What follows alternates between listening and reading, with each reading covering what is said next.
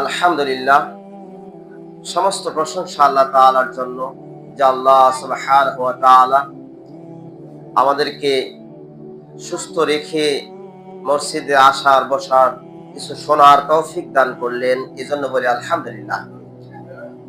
দরুদ ও সালাম বর্ষিত হোক রাসূলের প্রতি, সকলে বলি সাল্লাল্লাহু আলাইহি ওয়াসাল্লাম।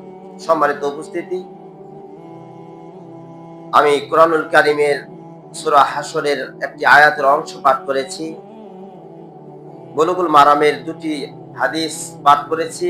আল্লাহ রাব্বুল আলামিন যদি তৌফিক দান করেন, উক্ত কোরআনের আয়াত এবং হাদিসের উপর কিছু কথা বলে আমার বক্তব্য শেষ করব ইনশাআল্লাহ। সম্মানিত উপস্থিতি, আজকে আমার আলোচনার বিষয়বস্তু হচ্ছে জুমাতুল বিদআহ ও ঈদুল ফিতর। আমরা আজকে রমজান কয়েকটা আমাদের সিয়াম চলে গেল, তো সামনে আর কয়েকটা সিয়াম রয়েছে। এই সিয়ামগুলো আমরা অতিবাহিত করে আমরা একটা দিন, আনন্দের দিন পাবো। সেই দিনটার নাম হচ্ছে ঈদুল ফিতর। ঈদুল ফিতর সম্পর্কে আমরা কিছু আলোচনা করব ইনশাআল্লাহ। তো ঈদুল ফিতর আর জুমাতুল বিদআহ তাকে বলা হয় যে রমজান মাসের শেষ জুমা। 3টি সপ্তাহ চলে গেছে, আর একটি সপ্তাহ আজকে শুক্রবার, সামনে আর শুক্রবার নেই। এই শুক্রবারটা পাবো, সামনে শুক্রবার পাবো, এটা শাওয়াল মাসে রমজানের শেষ জুমা। এই জুমাতুল বিদআহ, আজকে জুমাতুল বিদআহ। আর ঈদুল ফিতর হচ্ছে ওই দিনটা, যে দিনটা আমরা নির্ধারণ করে নেব। আল্লাহ রাসূল সাল্লাল্লাহু আলাইহি সাল্লাম বলেছেন, তোমরা চাঁদ দেখে রমজানের সিয়াম রাখো, আবার চাঁদ দেখে রমজানের সিয়াম ছেড়ে দাও। সিয়াম ছেড়ে দেওয়ার পরে একটা ঈদ উৎসব বা আনন্দের দিন তোমরা সেটা পালন করো। আল্লাহ রাসূল সাল্লাল্লাহু আলাইহি সাল্লাম এটাই বলেছিলেন। সম্মানিত উপস্থিতি, তো আমাদেরকে জানতে হবে যে রমজান মাসের করণীয়, ঈদুল ফিতরের করণীয় ও বর্জনীয় এগুলো কি কি। আজকে আমরা জানবো যে জুমাতুল বিদআহ বা ঈদুল ফিতর এর মধ্যে কতগুলো করণীয় ও বর্জনীয় রয়েছে, যেগুলো ঈদুল ফিতরের দিন করা যাবে এবং কতগুলো জিনিস করা যাবে না, সে সম্পর্কে জানার চেষ্টা করবো ইনশাআল্লাহ। তো ঈদুল ফিতর আসলো কিভাবে, এটা আগে জেনে নেব যে ঈদুল ফিতর কোথা থেকে আসলো, আর ঈদুল ফিতর কেনই বা আল্লাহ তাআলা আমাদেরকে দিলেন। তো আল্লাহ রাসূল সাল্লাল্লাহু আলাইহি সাল্লাম হাদিসে বর্ণনা করেছেন, সেটা হচ্ছে আন আনাসিন ক্বালা কদিমা রাসূলুল্লাহ সাল্লাল্লাহু আলাইহি সাল্লাম আল মাদিনাতা। যে আনাস থেকে বর্ণিত, আল্লাহ রাসূল সাল্লাল্লাহু আলাইহি সাল্লাম মদিনা আগমন করলেন। আল্লাহ রাসূল সাল্লাল্লাহু আলাইহি সাল্লাম মক্কা থেকে মদিনায় যখন আগমন করেন, সেই মদিনায় দেখলেন যে ওয়ালাহুম ইয়াউমান ইয়ালাবুনা ফিহিমা, যে মদিনায় দেখেন যে 2টা দিন তারা ওই মদিনাবাসীরা খেলাধুলায় মত্ত থাকতো, মানে খেলাধুলা নিয়ে তারা ব্যতিব্যস্ত। ওই দিনগুলো, এক ঈদুল ফিতর ও ঈদুল আযহা, এই 2টা দিনে সেই মানুষগুলো, মদিনাবাসীরা, তারা আনন্দ, খেলাধুলা, বর্ষা নিক্ষেপ, গান বাজনা, হট্টগোল, অনেক কিছু করত। তো সেই সময় আল্লাহ রাসূল সাল্লাল্লাহু আলাইহি সাল্লাম উপস্থিত হলেন। ফাকালা, আল্লাহ রাসূল বললেন, কদ আবদালাকুমুল্লাহু বিহিমা খায়রাম মিনহুমা। এই খেলাধুলাগুলো চাইতে, এই দিনগুলো, এই খেলাধুলাগুলোর চাইতে উত্তম আরো 2টা দিন রয়েছে আল্লাহ তাআলা যেগুলো ধার্য করেছেন, সেই দিনগুলো তোমরা পালন করো। সেই দিনগুলো কি কি? ইয়াউমাল আযহা, একটা হচ্ছে কুরবানির দিন, একটা কুরবানির দিন, আরেকটা ওয়া ইয়াউমাল ফিতর, আরেকটা হচ্ছে ঈদুল ফিতরের দিন। এই 2 দিন তোমরা আনন্দ করো। তো এই আনন্দ করার কথা আল্লাহ তাআলা বলেছেন 2 দিনটা, মানে যখনই দেখলেন যে মদিনাবাসীরা খেলাধুলায় মত্ত, ওরা একেবারে হারাম হালাল কিছু বোঝে না, বা গান বাজনা কিছু বোঝে না, যেগুলো সহি সেগুলো সহি জয়ীফ কিছু বোঝে না। সে সময় মানুষের এমন অবস্থা ছিল যেগুলো জাহিলিয়াতের প্রচলন, সেগুলো তারা চালিয়ে দিয়েছিল। যখন আল্লাহ রাসূল সাল্লাল্লাহু আলাইহি ওয়াসাল্লাম মদিনায় আগমন করলেন, তখন আল্লাহ তাআলা তাকে জানিয়ে দিলেন, রাসূলকে জানিয়ে দিলেন যে তাদেরকে জানিয়ে দাও, মদিনাবাসীদেরকে জানিয়ে দাও যে এইভাবে তোমরা যেগুলো খেলাধুলা করতেছো, এগুলোর চাইতে উত্তম দিন, ভালো দিন, সেই দিনগুলো পালন করো। সেই দিনগুলোর নাম হচ্ছে ঈদুল ফিতর ও ঈদুল আজহা। এই দুইটা দিন। তো আমরা ঈদুল ফিতর আসলে এমন কতগুলো কাজ করি যেগুলো ইসলামে শরীয়তের মধ্যে কোনো অংশ নেই। ঈদুল আজহার দিনেও এমন কতগুলো কাজ করি যেগুলো আল্লাহ রাসূল সাল্লাল্লাহু আলাইহি ওয়াসাল্লাম নির্দেশ দেন নাই, তারপর আমরা করার জন্য চেষ্টা করি। তো আমরা ঈদুল ফিতরের দিনটা বুঝতে পারলাম যে ঈদুল ফিতর আসছে মদিনা থেকে। মদিনায় যখন আল্লাহ রাসূল আগমন করতেন, তখন মানুষেরা খেলাধুলা করত। এই খেলাধুলার পরিবর্তে আল্লাহ রাসূল সাল্লাল্লাহু আলাইহি ওয়াসাল্লাম এমন দুইটা দিন ধার্য করে দিয়েছেন রাসূলের উপর। সেই দিন দুইটা হচ্ছে ঈদুল ফিতর ও ঈদুল আজহা। মানে ওই দিনগুলো তারা খারাপ কাজে, জাহেলিয়াতের কাজে, মানে সুদ ঘুষ জেনা ব্যভিচার এইগুলা নিয়ে তারা ব্যতিব্যস্ত থাকতো। নারী পুরুষ উভয়ে একসাথেই এক জায়গায় থাকতো, এক জায়গায় গল্পগুজব করতো। এই দিনগুলো খারাপ দিন ছিল বা খারাপ মনে হয়েছিল, তাই আল্লাহ তাআলা নবীকে এমন দুইটা দিন ধার্য করলেন, সেগুলো হচ্ছে ঈদুল ফিতর ও ঈদুল আজহা। তাই আমরা ঈদুল ফিতর ও ঈদুল আজহা সেখান থেকে পেয়েছি।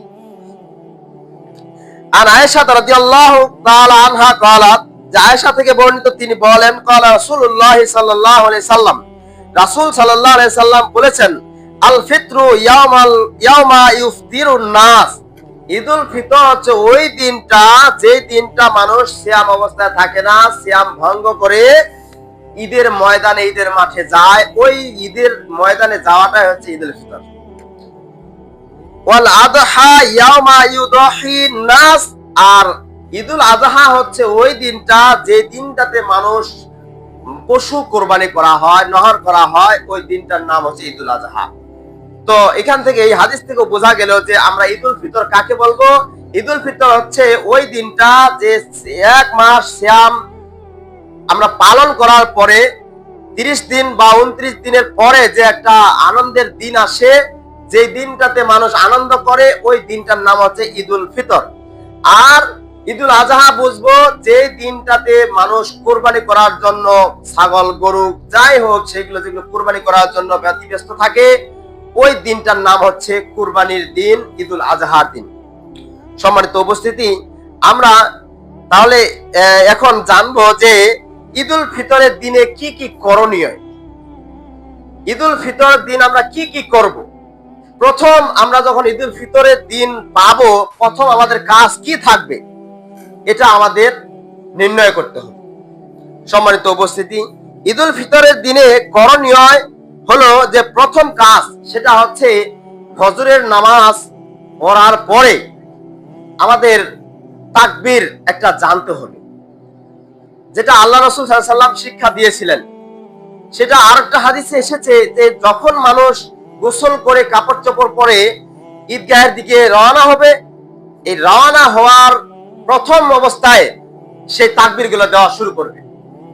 আর আরেকটা এসেছে যেটা হাদিসে, যে ফজরের নামাজের পর থেকে তাকবীরগুলো পাঠ করা, বেশি বেশি তাকবীর পাঠ করা। সেটা কি, তাকবীরগুলো কি কি আমাদের অবশ্যই শিখতে হবে। আল্লাহু আকবার, আল্লাহু আকবার, লা ইলাহা ইল্লাল্লাহ, আল্লাহু আকবার, আল্লাহু আকবার, ওয়ালিল্লাহিল হামদ। এই তাকবীরগুলো পাঠ করতে হবে। এই বাক্যগুলো আমাদের অবশ্যই পাঠ করতে হবে ওই দিনে, ঈদুল ফিতরের দিনে।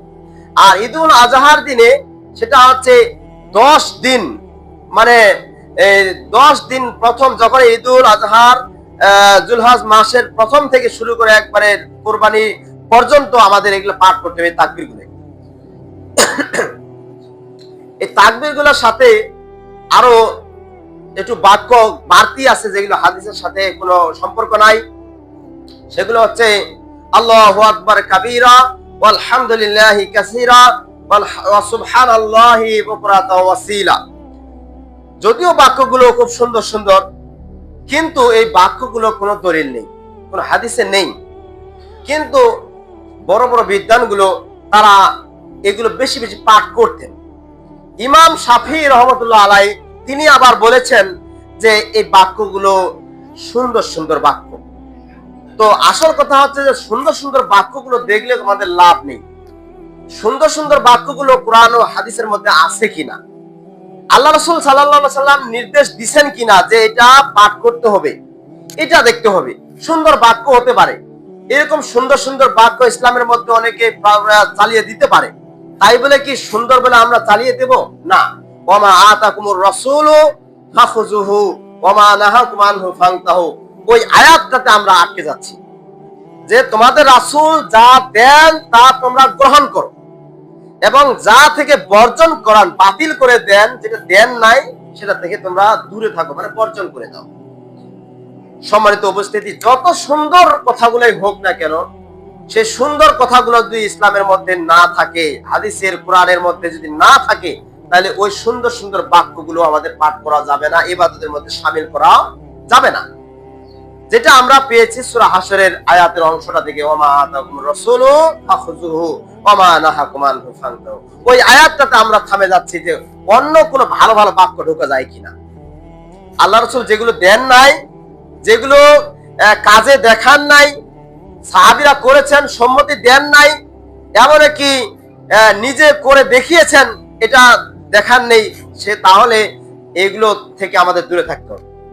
সম্মানিত উপস্থিতি, তাহলে আমাদের প্রথম কাজটা হবে সেটা হচ্ছে তাকবীর গুলো বেশি বেশি পাঠ করা। ওই ঈদের দিনে ফজরের পর থেকে শুরু করে বা ঈদের দিন গোসল করে যখন যাবেন, যাওয়ার পূর্ব মুহূর্তে, এক কথায় নামাজ শেষ হওয়ার পূর্বে সব আমাদেরকে বেশি বেশি করে তাকবীর গুলো পাঠ করতে হবে। 2 নম্বর যেটা করতে হবে, সকালবেলা আমাদেরকে গোসল করে নিতে হবে। হয়তো আমরা মনে মনে ভাবতে পারি আমি পবিত্র আছি, আমার তো শরীরে কোনো ইয়া নেই, অপবিত্র কোনো বস্তু নেই, তাহলে আমি গোসল না করি, এরকম করা যাবে না। আল্লাহ রাসূল সাল্লাল্লাহু আলাইহি সাল্লাম ওই দিনকে গোসল করার জন্য বলেছিলেন, সুন্নাত, আমাদের অবশ্যই ঈদের দিন সকালবেলা গোসল করে নিতে হবে।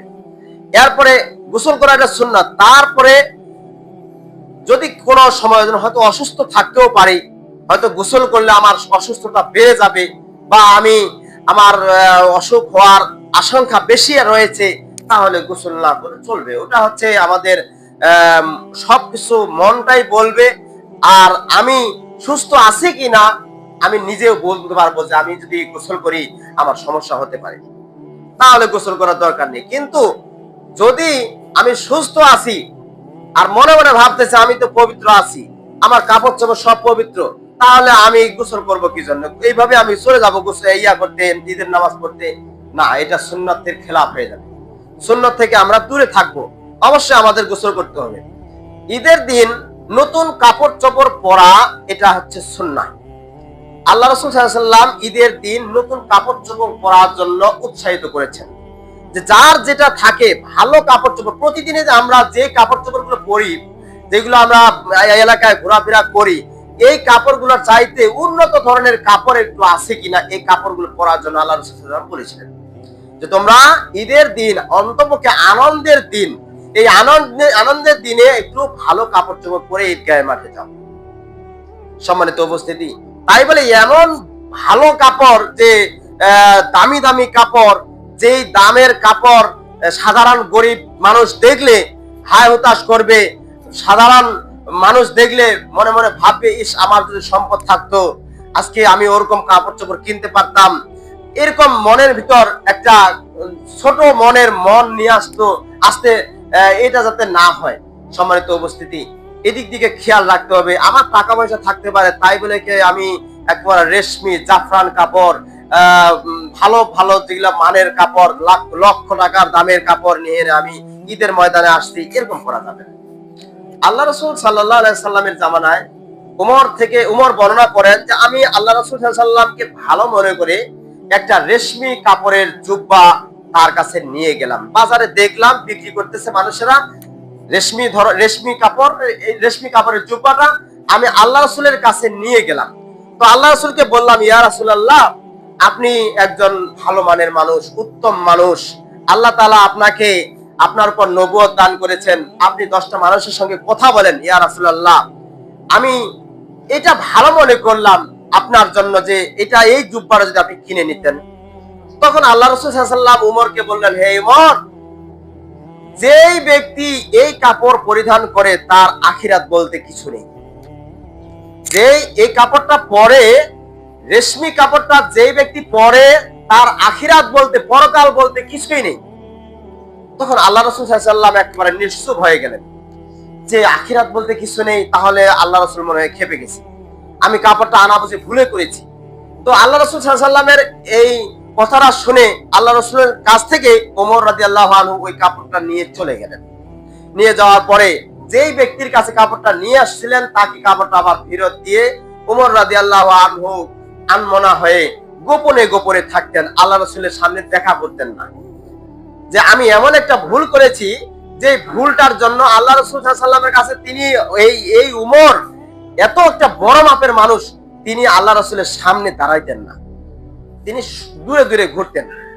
তো হঠাৎ করে একজন সাহাবীর কাছে আল্লাহ রাসূল সাল্লাল্লাহু আলাইহি ওয়াসাল্লাম একটা রেশমি কাপড়ের জুব্বা একটা হাদিয়া স্বরূপ উমরের বাড়িতে পাঠিয়ে দিলেন।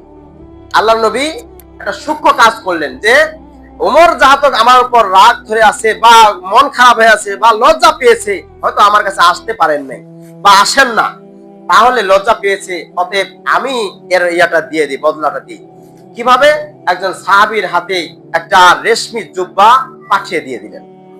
তো আল্লাহ রাসূলের জুব্বাটা যখন এই সাহাবীটা ওমরকে দিয়ে দিলেন যে তোমাকে এটা হাদিয়া স্বরূপ আল্লাহ নবী পাঠিয়েছেন, তখন দেখলেন যে এটা একটা রেশমি কাপড়ের জুব্বা।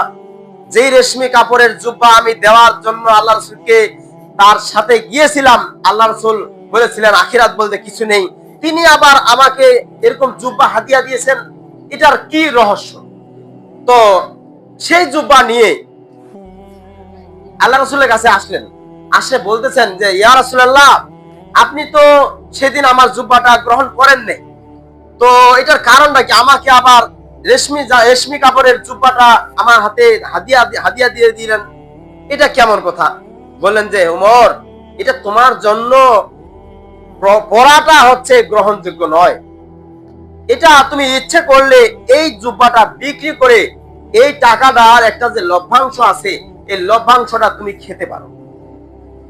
দেখেন, তাহলে এই জুব্বাটা আপনি কিনতে পারেন, কিনে আবার বিক্রি করে দিতে পারেন, এটা একটা বিক্রি ব্যবসার মতো। আল্লাহ রাসূল সাল্লাল্লাহু আলাইহি ওয়াসাল্লাম হাদিয়া স্বরূপ জুব্বাটা দিয়েছেন, এটা আরেকজনের কাছে বিক্রি করলে হয়তো যেটা 20 টাকার বা 500 টাকার একটা জুব্বা, সেই জুব্বাটা 600 টাকা বিক্রি করেছে, তো 100 টাকার লভ্যাংশ হয়েছে, লাভ হয়েছে, এই 100 টাকা তুমি খেতে পারো। রাসূল সাল্লাল্লাহু আলাইহি ওয়াসাল্লাম উমরকে এটা বোঝাচ্ছেন যে তুমি এটা পড়ার জন্য তোমাকে দেয়নি, এটা তুমি বিক্রি করে তুমি একটা লাভ বের করে এটা তুমি খেতে পারো। তখন আল্লাহ রাসূল সাল্লাল্লাহু আলাইহি ওয়াসাল্লামকে উমর রাদিয়াল্লাহু আনহু বললেন, যে ইয়া রাসূলুল্লাহ, কথা এটাই ঠিক, আসলে তাহলে এটা কি রেশমি কাপড় পরা আমাদের জন্য নয়? না, এটা একটা মানুষের অহংকারের সৃষ্টি করে দেয়। যদি এই রেশমি কাপড়টা পরে, এই জুব্বাটা পরে হাঁটাহাঁটি করা যায়, মানুষ, গরিব মানুষ, অসহায় মানুষ দেখলে মনের ভিতরে একটা আশা আকাঙ্ক্ষা নিয়ে আসবে, যে আশাটা সবসময় মানুষ খাওক আর না খাওক, দান করুক আর না করুক, শুধু ওই জুব্বাটা নেওয়ার জন্য চেষ্টা করবে। মানুষ কাপড় চোপড় পরে অহংকারী হিসেবে, দাম্ভিক হিসেবে রাস্তাঘাটে ঘোরাফেরা করবে, আমি এটা চাই না। আল্লাহ রাসূল সাল্লাল্লাহু আলাইহি ওয়াসাল্লাম বুখারী শরীফে এই যে হাদিসটা বর্ণনা করেছে, এই হাদিসটা কাপড়টা ক্রয় করা যাবে কিন্তু পরা যাবে না। আপনি ব্যবসার জন্য আপনি ব্যবসা করতে পারেন, কাপড়ের ব্যবসা করতেছেন, একটা রেশমি কাপড় বা ভালো মানের কাপড় আপনি একটা ব্যবসা করতে পারেন, কিন্তু তাই বলে পরবেন এমনও কথা নেই। সম্মানিত উপস্থিতি, তাহলে আমাদের বোঝা গেল, এখানে বুঝতে পারলাম যে আমাদের গোসল করে নতুন কাপড় চোপড় পরতে হবে, তবে নতুন কাপড় চোপড় ওই কাপড় চোপড় না যে কাপড়টা দেখলে অহংকারী ভাব হবে, এই কাপড়টা পরা যাবে না। যেটা মিডিয়াম, মধ্যম পন্থা অবলম্বন করতে হবে। আমার কাপড়টা বেশি উন্নত না, একবারে বেশি নিম্ন না, ওই কাপড়টা পরে আমরা ঈদগাহের মাঠে যাব, সেটা আমাদের করণীয়। এখন আসি যে কখন সালাত আদায় করব। ঈদের দিন ঠিক আছে, ঈদুল ফিতরের দিন আমরা সকালে গোসল করে কাপড় চোপড় পরে আমরা রেডি হয়ে আছি, এখন আসছি মাঠে, এখন কখন সালাতটা আদায় করব?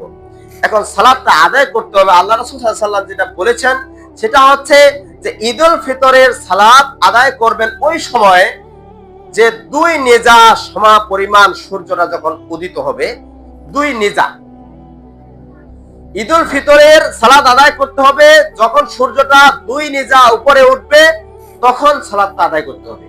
আর ঈদুল আজহার সময় সেটা আজ 1 নেজা। 1 নেজা সমপরিমাণ কতটুক? আল্লাহ রাসূল সাল্লাল্লাহু আলাইহি ওয়াসাল্লাম বলেছেন যে 1 নেজা সমপরিমাণ হচ্ছে 6.5 হাত।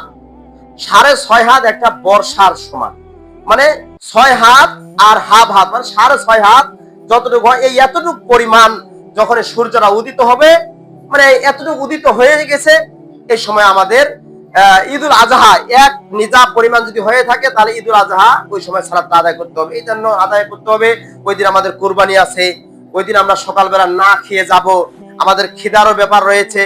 তো যখনই আমরা কুরবানির দিন আমরা উপস্থিত পাবো, সেদিন 1 নেজা পরিমাণ, মানে 6.5 হাত উপরে খালি সূর্যটা উঠবে, এই সময় আমাদের সালাতটা আদায় করতে হবে।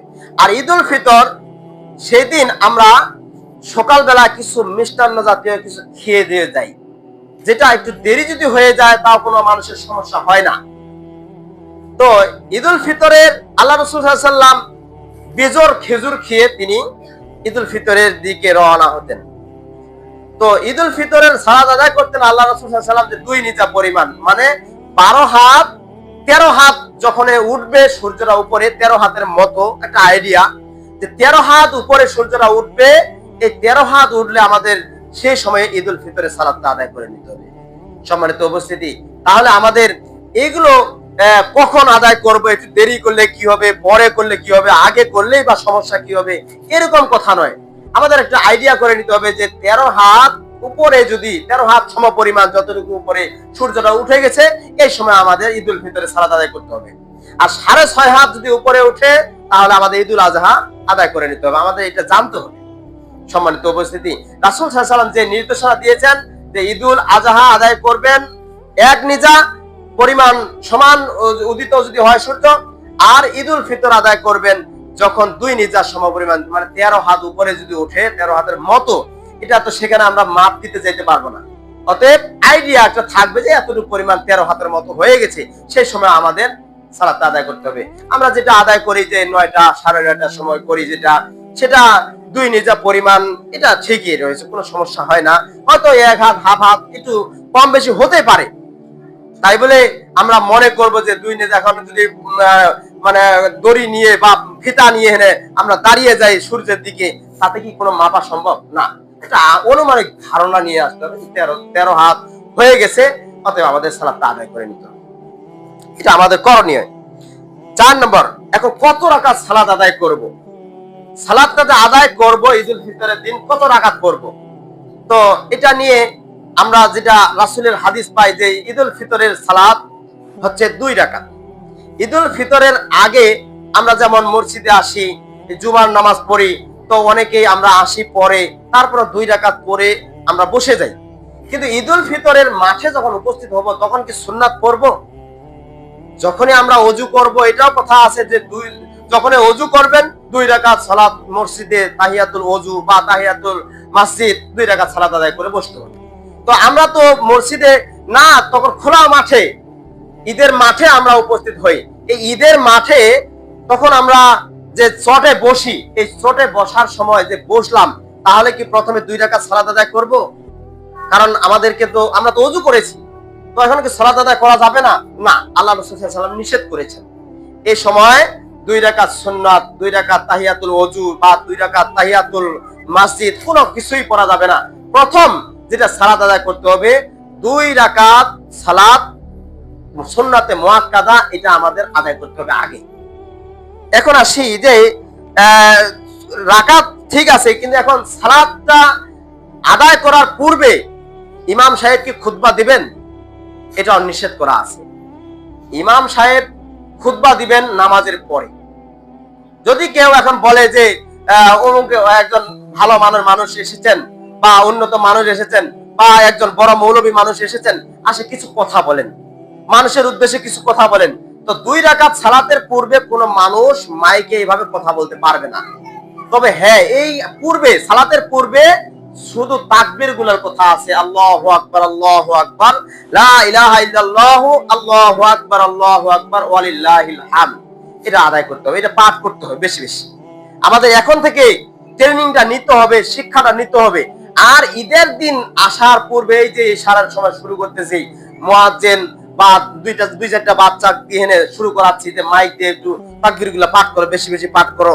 আসলে ওই দিন শিক্ষার দিন নয়, শিক্ষার দিন আগে ভাগে আমরা এখন থেকে প্র্যাকটিস করবো যে আমরা তাকবীর গুলো পারি কিনা। এখন থেকে আজকে যে আমি ঈদুল ফিতরের আলোচনাটা করলাম কি জন্য, এই যে তাকবীর গুলো আমি শিখানোর জন্য, মানুষ যাতে তাকবীর গুলো শিখে নেয়।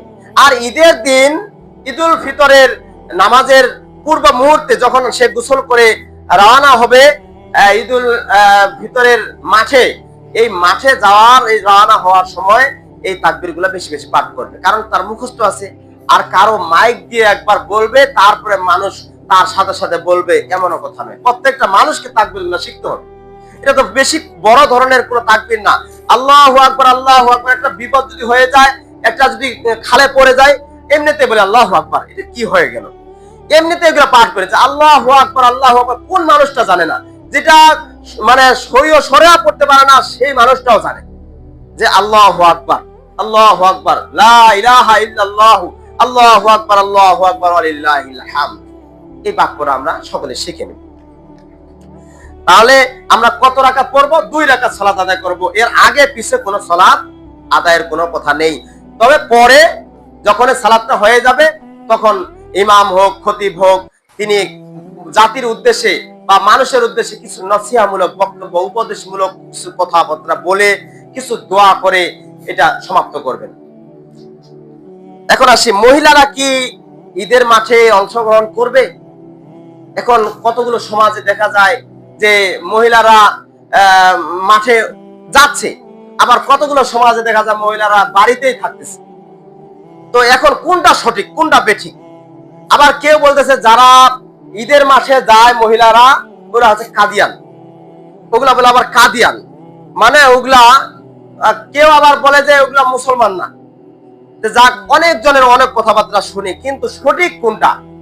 তো সঠিক হচ্ছে যেটা রাসূলের হাদিসে এসেছে, যে আতিয়া থেকে বর্ণিত, তিনি বলেন আল্লাহ রাসূল সাল্লাল্লাহু আলাইহি সাল্লাম আমাদেরকে, তিনি নিজেও ভালো কাপড় চোপড় পরে রওনা হতেন ঈদগাহের দিকে, এমনকি পরিবার বর্গদেরকে নিয়েও ঈদগাহের ময়দানে উপস্থিত হতেন। তাদের জন্য আলাদা পর্দা পশিদা ব্যবস্থা রয়েছে। এখানে আবার কথা রয়েছে যে যারা পবিত্র রয়েছে মহিলারা, তারা কি যাবে, আর যারা পবিত্র নয় তারা কি যাবে না? এটা নিয়ে অনেকে দ্বিধাদ্বন্দ্ব আছে। অনেকে মা বোন আসছে হানাফি সমাজ থেকে, হানাফি সমাজ থেকে এসেছে, তারা মনে মনে ভাবে কি যারা অপবিত্র হয়ে গেছে তারা মসজিদে বা তারা ওই ঈদগাহের মাঠে যাইতে পারবে না। এটা ভুল ধারণা। তাদের সকলেরই এক কথায় সমস্ত নারীগুলোকে ঈদগাহের ময়দানে উপস্থিত করতে হবে। হ্যাঁ, কিন্তু সালাতটা ব্যতীত, মানে নামাজটা বাদ দিয়ে, যারা অপবিত্র ঋতুবতী মহিলা তাদের নামাজটা শুধু বাদ দিয়ে বাকি তাকবীর গুলো পাঠ করবে। বাকি যে আমরা তাকবীর গুলো পড়বো এগুলো পাঠ করবে, এমনকি নসিহামূলক কিছু বক্তব্য রয়েছে, বক্তব্যগুলো শুনবে। এমনকি যদি শেষে ইমাম বা খতিব কিছু দোয়া করেন জাতির উদ্দেশ্যে বা মানুষের উদ্দেশ্যে, তাহলে এই দোয়াগুলোতে সে অংশগ্রহণ করবে, এটা করা যাবে। কিন্তু এখন যদি বলি যে যারা অপবিত্র তারা মহিলারা বাড়িতে থাকবে, আর যারা পবিত্র তারা বাড়িতে থেকে ঈদগাহের মাঠে যাবে, তা নয়। তাদেরকে বঞ্চিত করা হবে, তাদেরকে আলাদা চোখে দেখা হবে। সবাই মহিলারা সমান, সব মহিলারা, সব মা বোনরা সমান। কিন্তু এখানে কেউ কেউ বাড়িতে রেখে আসবো, কেউ কেউ আবার ইয়েতে আসবে, আমরা এখানে চিহ্নিত করা হয়, যেটা লজ্জাজনক কথা। যে মহিলাটা বাড়িতে থাকবে তারা একটা লজ্জার বস্তু হয়ে যাবে, অন্তপক্ষে নিজে নিজে লজ্জিত হবে। আর কোন পুরুষ যদি তাকে দেখা পায় যে অমুক নারীটা আজকে বাড়িতে আছে, ওই সময় সে মনে করবে যে তার হয়তো কোনো ইয়ে হয়েছে বা সমস্যা হয়েছে, তাই বাড়িতে রয়েছে। তাদেরকে বঞ্চিত করা যাবে না, তাদেরকে লজ্জাও দেওয়া যাবে না। সকলকে, সব নারীগুলোকেই, যারা নারী, এই নারীগুলোকে আমাদেরকে অবশ্যই ঈদগাহের ময়দানে নিয়ে আসতে হবে। তারা সকলেই অংশগ্রহণ করতে হবে। তারা পর্দার ভিতরে, হয়তো কেউ সালাতের একটু বাইরে থাকবে বা একটু আলাদা থাকবে, আর যারা সালাত আদায় করবে তারা আলাদা ভাবে সালাতটা আদায় করে নেবে। এটা হচ্ছে নীতি, যেটা আতিয়া থেকে বর্ণনা করেছেন বুলুগুল মারামে, যেটা হাদিসে এসেছে, এমন একটি বুখারী শরীফেও হাদিসে এসেছে এভাবে। কিন্তু আমি আপনি যদি একটা অন্য পর্যায়ে দেখি, অন্য কথা দিয়ে চালিয়ে দেই, তাহলে তো হবে না। রাসূলের চাইতে বেশি বোঝা হবে। আল্লাহ রাসূল সাল্লাল্লাহু আলাইহি ওয়াসাল্লাম যা নির্দেশ দিয়েছেন তা আমাদের গ্রহণ করতে হবে, যা থেকে বর্জিত করতে বলেছেন তা থেকে আমরা বর্জন করব, দূরে থাকার জন্য চেষ্টা করবেন ইনশাআল্লাহ। এখন আসি, ঈদের সালাত মাঠে না মসজিদে পড়ব। এখন আমাদের সমাজে বড় ধরনের মসজিদ রয়েছে, এই মসজিদে সালাত আদায় করলে সমস্যাটা কি? এত বড় মসজিদ, যেটা আমরা ছায়ার মধ্যে, রোদের মধ্যে সালাত আদায় না করে আমরা ভিতরে পড়বো, তাতে সমস্যাটা কোথায়? তো এক বাইতুল্লাহ, আল্লাহর ঘর ব্যতীত বাকি যত মসজিদ রয়েছে, এই মসজিদ গুলোকে কোনো সময়ের জন্য ইবাদতের এই অন্তপক্ষে এই ঈদের সালাত আদায় করা যাবে না। এক যাবে, সেটা হচ্ছে বৃষ্টি যখন হবে, বেশির পরিমাণ বৃষ্টি, মাঠে লোকজন দাঁড়াতে পারে না, তখন সে মসজিদে সালাত আদায় করতে আল্লাহ রাসূল সাল্লাল্লাহু আলাইহি সাল্লাম একবার মাত্র বৃষ্টির জন্য মসজিদে সালাত আদায় করেছিলেন। বাকি কোন সময়ের জন্য মাঠ ছাড়া মসজিদে সালাত আদায় করেননি এই ঈদুল ফিতরে বা ঈদুল আজহা। এখন আমরা বড় মসজিদ পেয়েছি তাই মসজিদের ভিতর সালাত আদায় করতেছি না। ঈদের মাঠ রয়েছে, এটা আলাদা অংশ। ঈদের মাঠে সবাইকে উপস্থিত থাকতে হবে। ঈদের মাঠ খোলামেলা মাঠ হবে, সেখানে আমাদের সালাত আদায় করতে হবে। কিন্তু আমরা কি করতেছি? টাকা পয়সা আছে, চাঁদা ধরতেছি, অমুকের বড় ধরনের একজন ব্যবসায়ী রয়েছে, ব্যবসায়ীর কাছে প্যান্ডেলের টাকা নিচ্ছি, ভালো মান্যগণ্য ব্যক্তি রয়েছে, তাদের কাছে টাকা পয়সা নিয়ে একটা প্যান্ডেলের ব্যবস্থা করতেছি, বিশাল আকারে প্যান্ডেল, ঝাঁকঝিক্য বাতি ফুল টোল দিয়ে এনে অনেক কিছু করতেছি। এটা একবারে ইসলামের নিষিদ্ধ, এটা করা যাবে না। যে করে তাহলে এটা ইসলামের মধ্যে বাড়াবাড়ি, কিছু বাড়াবাড়ি করার জন্য চেষ্টা করতেছে, ইসলামের মধ্যে নতুন একটা কিছু সংযোজন করার জন্য চেষ্টা করতেছে। অতএব এটা করা থেকে বিরত থাকতে হবে।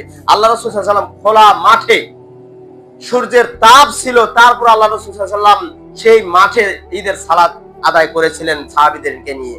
আর আমি আপনি একটু রোদ হইলে তাড়াতাড়ি নাও উঠো উঠো, তাড়াতাড়ি নাও, রোদ খান উঠেছে, মাথাটা গরম হয়ে যাচ্ছে, অনেক কিছু শুরু করে দিচ্ছি। কিন্তু দুই নিজা পরিমাণ হয়ে যাবে, আমরা সালাত আদায় করব, বেশি যাবো কেন? সম্মানিত উপস্থিতি, তাহলে আমাদের ঈদের সালাত আদায় করতে হবে মাঠে, মসজিদে নয়। আর মসজিদে আদায় করতে হবে যখন বৃষ্টি হবে, বৃষ্টি বাদলের দিন, মাঠে কাদব ময়লা আবর্জনা রয়েছে, এই জন্য আমরা মাঠে আদায় করতে পারি না, তাই মসজিদে সালাত আদায় করবে, এতে কোনো দর্শনীয় নয়, জায়েজ আছে। এখন আসি, যে রাস্তা দিয়ে আমরা যাচ্ছি ওই রাস্তা দিয়ে কি ঈদুল ফিতর বা ঈদুল আজহার নামাজ আদায় করে চলে যাব?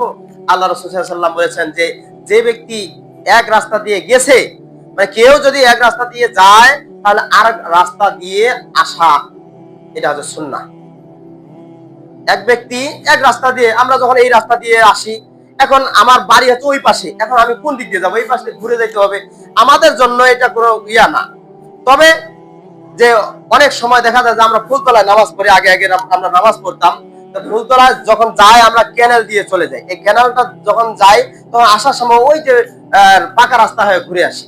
এটা হচ্ছে এক রাস্তা দিয়ে যাওয়া আর এক রাস্তা দিয়ে আসা, এটা হচ্ছে রাসূলের সুন্নাহ। কিন্তু আমরা এমন অবস্থায় আছি যে এই দিক দিয়ে যখন যাই আসি তখন আবার এই দিক দিয়ে যাইতে হয়, কারণ এই দিক দিয়ে গেলে আবার দূর হয়, হয়তো অনেকে এই দিক দিয়েও যেতে পারে। যদি রাসূলের সুন্নাতটা আদায় করা যায় তাহলে আমরা এই দিক দিয়েও যাইতে পারি, কোনো সমস্যা নেই। তো রাসূলের সুন্নাত কি?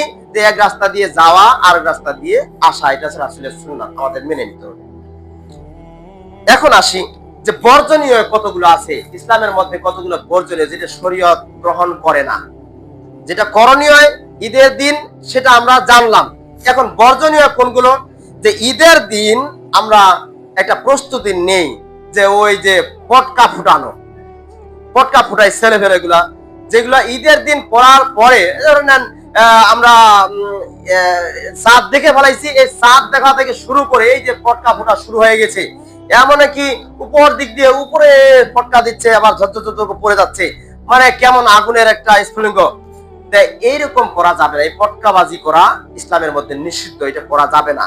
যদি পটকাবাজি করাই যেত তাহলে আল্লাহ রাসূল সাল্লাল্লাহু আলাইহি ওয়াসাল্লাম এই দুইটা ঈদ নিয়ে আসতো না। এই দুইটা ঈদ কেন নিয়ে এসেছিলেন? যখন আল্লাহ রাসূল সাল্লাল্লাহু আলাইহি ওয়াসাল্লাম মদিনা আগমন করলেন তখন দেখলেন যে ওইকে মদিনাবাসীরা এমন ভাবে তারা খেলতামাশা করে, পটকা বাজায় বা গান বাজনা করে, দপ বাজায়, অনেক কিছু করতে থাকে। এইগুলা থেকে বিরত থাকার জন্য, এগুলো থেকে বাদ দেওয়ার জন্য আল্লাহর পক্ষ থেকে দুইটা আনন্দের দিন আল্লাহ রাসূলের উপর নাজিল হয়েছে।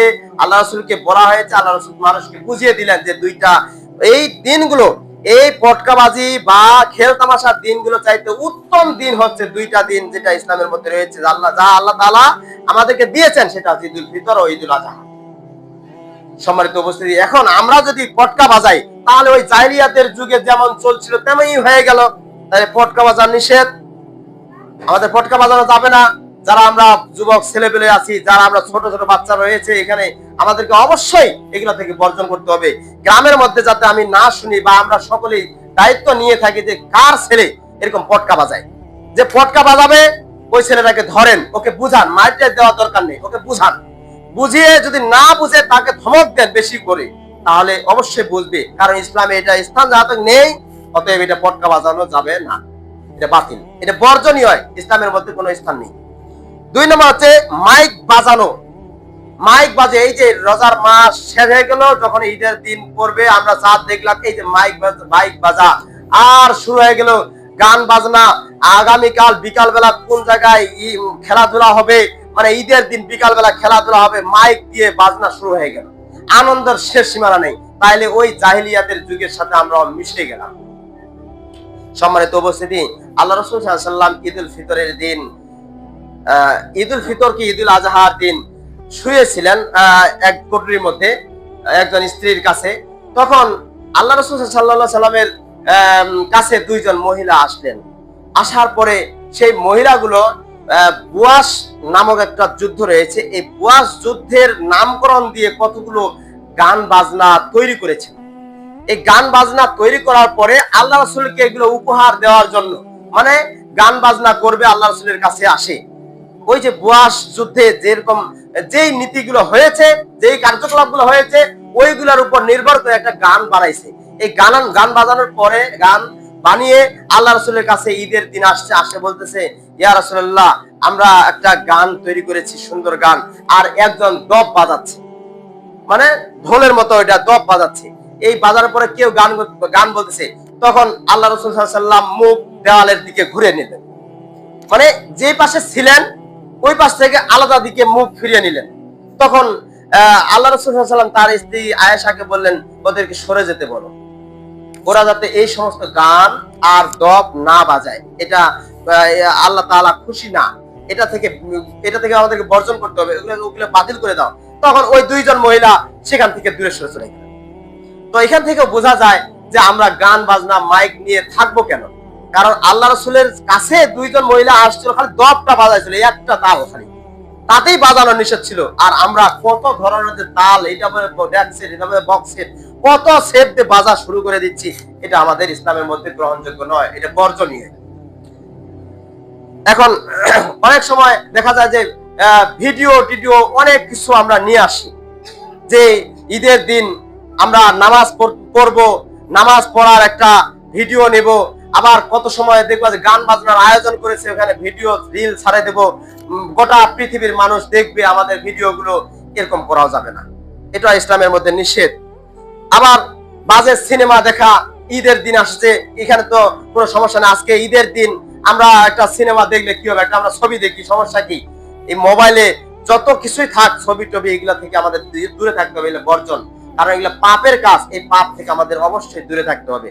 ঈদের দিন যতই আনন্দের দিন হোক, হ্যাঁ আনন্দের দিন, আনন্দ করতে আল্লাহ রাসূল বলেছেন, তাই বলে ওই আনন্দ না যে আমরা করব, একটা ভিডিও নিয়ে আসবো বা একটা বাজে সিনেমা দেখবো, এরকম করা যাবে না, এরকম আনন্দ নয়।